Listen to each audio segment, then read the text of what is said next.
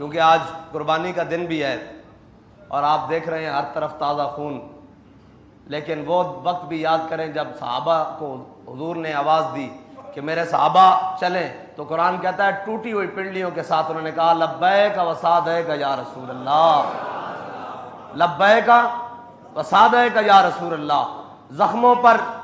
جناب کوئی مرہم بھی نہیں لگائی، پٹیاں بھی نہیں کی، پنڈلیاں بھی ٹوٹ گئیں احد والے دن، اور جناب حضرت طلحہ کو 70 زخم لگ گئے، حضرت ابو دجانہ کا جسم تیروں سے جناب چھلنی ہو گیا، اور جناب حضرت امیر حمزہ کا کلیجہ چبا دیا گیا، لیکن پھر انہوں نے پھر بھی نہیں کہا یا رسول اللہ ابھی آئے ہیں میدان سے، ابھی کیا بنے گا۔ حضرت طلحہ کو جناب طلحہ کو 70 زخم آئے احد والے دن، اور صحابہ کہتے ہیں غش کھا کے گر پڑے، صحابہ کہتے ہیں ہم نے پانی ڈالا، منہ پر پانی ڈالا، جب ہوش آئی تو کہا ما فعل رسول اللہ، چھوڑو اس زخموں کو، ان پر مرہم پٹی کو چھوڑو، پانی کو چھوڑو، مجھے یہ بتاؤ کہ حضور کا کیا حال ہے۔ اس لیے تو اعلیٰ سے فرماتے ہیں کروں تیرے نام پہ جاں فدا، نہ بس ایک جاں دو جہاں فدا، اور دو جہاں سے بھی نہیں جی بھرا، کروں کیا کروڑوں جہاں نہیں۔ آج امت مسلمہ کے لیے پھر بڑا امتحان ہے، اور آج ہم سمیت سارے قربانیوں میں مصروف ہیں، لیکن آج قرآن کی عزت کی باری ہے، آج قرآن کی عزت کی باری ہے۔ آج وہ جو خنجر جناب، وہ چھریاں جو جانوروں کے گلے پہ چل رہی ہیں،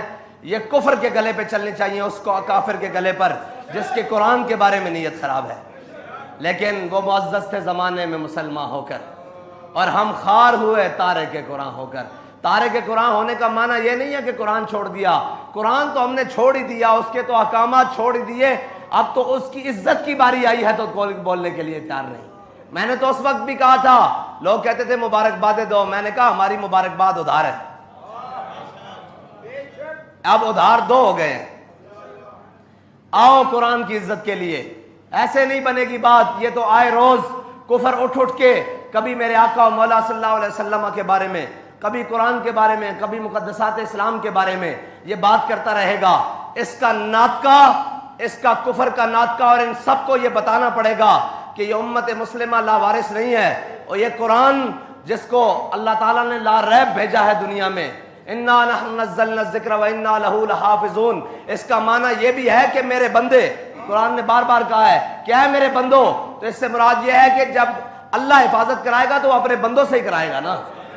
لیکن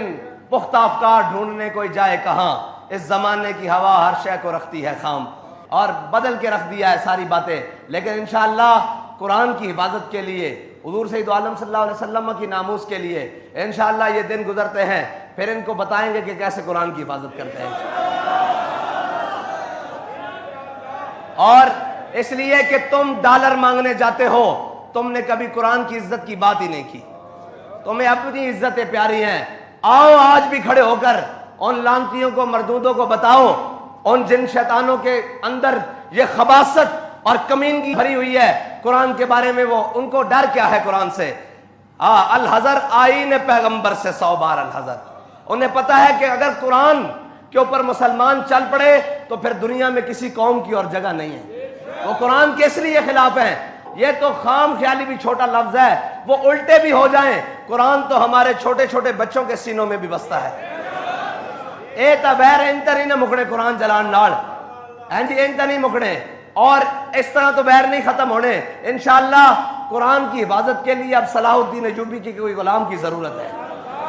اور اللہ تعالیٰ امت مسلمہ کو کوئی صلاح الدین ایوبی کا غلام عطا فرمائے، اور اس طرح کا غلام عطا فرمائے۔ برنس صلاح الدین ایوبی جب فتح بیت المقدس کے لیے ساری فوجیں لے کر گیا، اور ساری جناب لشکر آئے ادھر سے، پوری کروسیڈ کی فوجیں، سارا یورپ اور سارا انگلستان اور سارے کٹھے ہو کر آئے ایک کے خلاف۔ علامہ اقبال کہتا ہے ہوا ہے گو تند و تیز لیکن چراغ اپنا جلا رہا ہے، وہ مرد درویش جس کو حق نے دیے ہیں انداز خسروانہ۔ یاد رکھنا جب حق پر چلتے ہیں تو صلاح الدین ایوبی کے مخالف سب سے پہلے اس کا ماموں زاد آیا، پھر عز الدین آیا، پھر سیف الدین آیا، سارے اپنے رشتہ دار آئے، حتیٰ کہ انہوں نے اتنی سازشیں کی کہ نور الدین زنگی کے خاندان کو بھی صلاح الدین ایوبی کو جناب سامنے کھڑا کر دیا کہ نہیں صلاح الدین غلط ہے، لیکن پھر اللہ تعالیٰ نے صلاح الدین کی مدد اس طرح کی جس طرح قرآن میں اللہ تعالیٰ فرماتا ہے انا فتحنا لک فتحا مبینا۔ صلاح الدین ایوبی جب ساری فوجیں لے کر آیا نا ان کے مقابلے میں تو سارا کفر اکٹھا ہو گیا، اور وہ جناب بڑے بڑے لوگ آ گئے، اور جناب ان کے بڑے بڑے جنگجو آ گئے، اور فلپ آگسٹس جیسے بڑے بڑے ان کے جرنیل رچرڈ جیسے آ گئے، اور انہوں نے مسلمانوں کی جب لشکریں دیکھی تو مسلمانوں کی تعداد، مسلمان کبھی تعداد سے تو لڑتا نہیں۔ آج کہتے ہیں جی ہم تو جناب اتنے سے ہیں وہ اتنے ہیں، میں نے کہا ہے سبب کچھ اور ہے جس کو تو خود سمجھتا ہے، زوال بندہ مومن کا بے زری سے نہیں، اور تیری خاک میں ہے اگر شرر تو خیال فقر و غنا نہ کر کہ جہاں میں نانے شعیر پہ ہے مدار قوت حیدری۔ علامہ اقبال کہتا ہے تیرے اندر کوئی بات ہے نا تو باہر کھڑا ہو۔ اب مولا کائنات خشک ٹکڑے کھا کر خیبر کا دروازہ اٹھایا نا علی نے، اور الٹے ہاتھ پر اٹھایا ہے جی۔ صلاح الدین ایوبی جب فوجوں کے سامنے آیا تو اس وقت کا رچرڈ وہ سامنے آ گیا مسلمانوں پہ روب بٹھانے کے لیے۔ آپ کو پتا ہے جنگ میں ریشم پہننا یہ حلال ہے، مرد بھی جناب جنگجو جو ہے مجاہد وہ اپنے جسم پر ریشم پہن سکتا ہے، ریشم کے اوپر تلوار نہیں لگتی، چھری خنجر چاقو تیر جناب نہیں لگتا، یہ پھسل جاتا ہے۔ مسلمان مجاہد کے لیے جنگ میں ریشم پہننا یہ جائز ہے، ورنہ تو مرد کے لیے ریشم حرام ہے، لیکن جنگ میں حلال ہے۔ تو وہ ریشم آپ کو پتہ ہے کٹتا نہیں، اس نے ریشم کی ایسے گدیاں بنائی ہوئی تھی، سرانے بنائے ہوئے تھے، اور وہ جناب نکلا باہر، اس نے اپنی بڑے شان و شوکت سے رچرڈ باہر نکلا، اور اس نے مسلمانوں کے اوپر روب ڈالنے کے لیے ایک کرتب کیا کہ مسلمانوں دیکھ لو آج ہم ایسی تلواریں لے کر آئے ہیں جو ریشم بھی کاٹ رہی ہیں۔ تو اس نے ریشم کی گدیاں جو ہے نا گدیاں وہ ایسے گاڈے بنی ہوئی اور جناب گدے اور اس کے سرانے بنے ہوئے وہ ہوا میں اچھالے اور تلوار سے کاٹ دیے۔ تو ایک وقت کے لیے تو سناٹا چھا گیا کہ ہر طرف کے ریشم کاٹ دیا تلوار نے، یہ کون سی تلواریں لے آئے ہیں جو ریشم کاٹ رہی ہیں۔ تو صلاح الدین ایوبی نے جب دیکھا نا یہ منظر تو فقر کی سان پہ چڑھتی ہے جب تیغ خودی، ایک سپاہی کی ضرب کرتی ہے کار سپاہ، اور یہ غازی یہ تیرے پراسرار بندے جنہیں تو نے بخشا ہے ذوق خدائی، دو نیم ان کی ٹھوکر سے صحرا و دریا، سمٹ کر پہاڑ ان کی ہیبت سے رائی، دو عالم سے کرتی ہے بیگانہ دل کو، ہے یہ ہے دو عالم سے بیگانہ۔ انہوں نے کہا تو حضور دے غلامہ دے سامنے ریشم دیا گدیاں کرتا، ایک کوئی کام نہیں۔ حضرت صلاح الدین ایوبی نے سپیشل تلوار بھی نہیں منگائی، ایک مجاہد دے کو پہلی صافی تلوار پکڑی، اور محدثین اور جناب قراء اور جناب بڑے بڑے مفتیان کرام پہلی صافے کھڑے، انہوں نے کہا سناؤ آج یا ایھا الذین آمنوا جاہد الکفار والمنافقین واغلظ علیہم ومأواہم جہنم وبئس، آج جہاد کی آیتاں پڑھو انہاں دے سامنے تاکہ ابھرن۔ حضور دی تلوار ہوتے لکھیا سی نا کہ اگے بڑھنا عزت ہے، پیچھے ہٹنا بزدلی ہے، اور کوئی بھی بندہ اپنی بزدلی دی وجہ تو موت تو بچ نہیں سکتا۔ وفی الاقبال مکرمۃ، تے جناب حضرت صلاح الدین ایوبی نے تلوار پکڑی تے پیچھے نہیں ہٹے کہ اوے اتنے اسلحے لے آئے، پکڑے تے خالی ایک گدیاں گٹھیاں ہوئیاں، خالی ریشم لہرایا ہوا وچ، خالی ریشم کپڑے دی صورت وچ، کپڑے دی صورت وچ لہرا کے جدو جناب نعرہ حیدری لاندے آیا انہوں کٹیا نا دو ٹوٹے ہو گیا، تے انہیں پورے کفر دے اوتے لڑدا تاری ہو گیا۔ انہوں نے کہا یار گدی تا کٹی جا سکتی ہے، خالی ریشم دا ٹکڑا تا نہیں کٹیا جا سکتا، اور ریشم دا ٹکڑا کوئی کپڑا بھی نہیں کٹیا جا سکتا، خالی کپڑا ان لہراؤ نا تو جڑی بھی جتنی بھی تیز چیز آوے تے کپڑا انہیں نال چلا جاندا، لیکن صلاح الدین ایوبی نے کپڑے دے دو ٹوٹے کر کے رکھ دیتے، تے رچرڈ نے سر جھکایا اور تلوار میان چھپائی اور واپس چلا گیا۔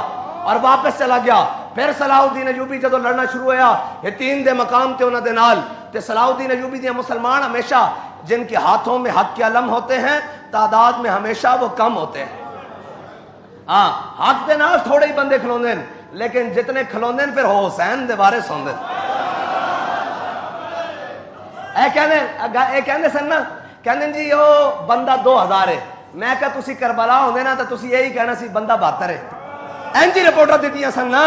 یزید نو اینجی رپورٹر دیتیاں سن ہوندے جناب مردودہ نے جڑے ہوندے نال سن جناب اس دے مشیرہ نے کہ بندے 72 ہیں، لیکن 72 نے اسلام دے بعد سرداد نداد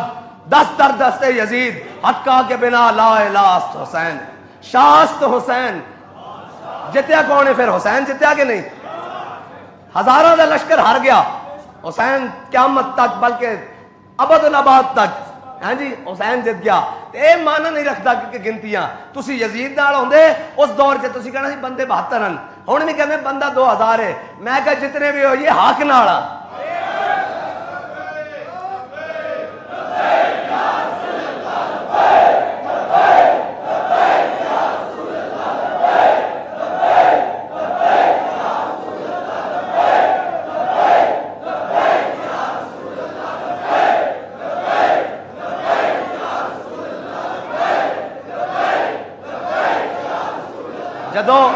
رچرڈ نے سر جھکایا اور انہوں دا جرنیل سی انہیں سر جھکایا اور تلوار میان چھپائی تے واپس چلا گیا. صلاح الدین ایوبی نے پھر نعرہ تکبیر بلند کیتا. جنگ شروع ہو گئی اور پھر قربان جاواں احمد نہیں سی کیا نور الدین زنگی نے کہ اسلام کو ہر دور میں ایک صلاح الدین ایوبی کی ضرورت ہوگی. آج اسلام کو پھر صلاح الدین ایوبی کی ضرورت ہے. بس یہ بات ہے کہ اسلام کو پھر آج ایک صلاح الدین ایوبی کی ضرورت ہے. برنس جدو آیا وہ بڑے جنگی جناب لباس چائے سن نا, بڑے لوہے دی زرہ پہن کر انہوں نے زنجیراں بنی ہوئی سن, اپنے نال لینا دیاں لینا, اور سارے آئے سن جناب صفہ دیاں صفہ بنا کے. تے صلاح الدین ایوبی نے جنگ نو ترتیب اس طرح دیتی کہ پہلے کھڑا رہا مشرق دی جانب منہ کر کے, مشرق دی جانب اپنی کنڈ کر کے کھڑا رہا اور اس طرح لشکر نو گھماندا رہا. جدو این دن 11 بجے نا تے سورج دا منہ انہاں دے لشکر وال جدو آیا نا, صلاح الدین ایوبی نے کنڈ کر لئی تے انہاں دا منہ لشکر وال آیا تے جڑے لباس پا کے آئے سن نا وہی انہاں واسطے ذلت بن گئے. او لباس ہو گیا گرم, اور جدو لباس گرم ہوئے تو ہن نہ انہاں کو تلوار چلے, نہ انہاں کو تیر چلے, نہ نیزہ چلے, اور لباس